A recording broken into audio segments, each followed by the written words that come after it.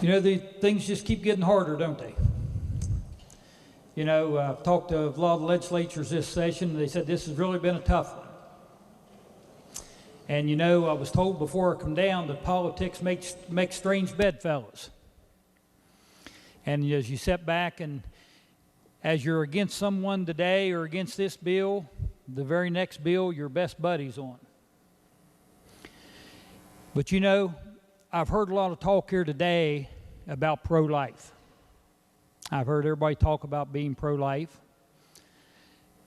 And as I spoke on this bill in judiciary, I just wanted to bring up one thing. If you get down to the bottom of the bill, it clearly says, this section does not prevent an abortion by any other method for any reason, including rape and incest. I said in judiciary when I spoke on this that if I had my way,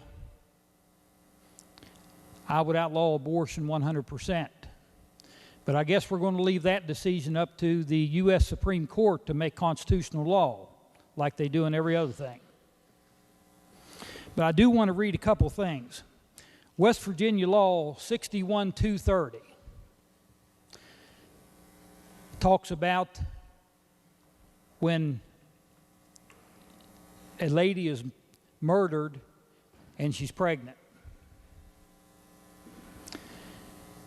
And in section C, it says, for purposes of enforcing the provisions of section 1, 4, and 7 of this article, subsections A and subsections C, section 9 of said article, sections 10 and 10B of said article, and subsections A, section 28 of said article, a pregnant woman and the embryo or fetus she is carrying in the womb constitute separate and distinct victims. Now, if you go right above that, it talks a little bit about embryo and fetus. And it says embryo means the developing human in its early stages.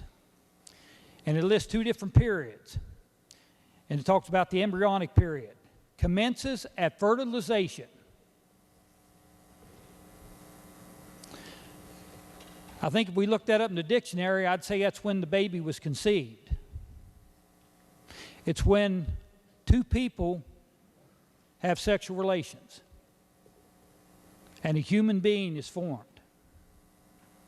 And what this bill is about, as we've heard our assistant chair in judiciary say, it's about the ripping off of a leg, of an arm, of a head, of a living being. Now, he has said that if they kill the baby ahead of time, that they can do this. You know, this bill does not outlaw abortion. In judiciary, we had one of our delegates that's a physician talk to us, and he talked to us about other methods of abortion. This bill does not affect those other methods at all. All it does is try to protect that little fetus that's in the womb while it's alive from being ripped and torn apart. I also want to direct you to the 8th Amendment of the Constitution. We've talked about constitutional freedom of women. The 8th Amendment gives this right to criminals. Excessive bail shall not be required, nor excessive fines imposed. That one there doesn't apply, but it's the last part of that. Nor cruel and unusual punishment inflicted. I want you to think about a living being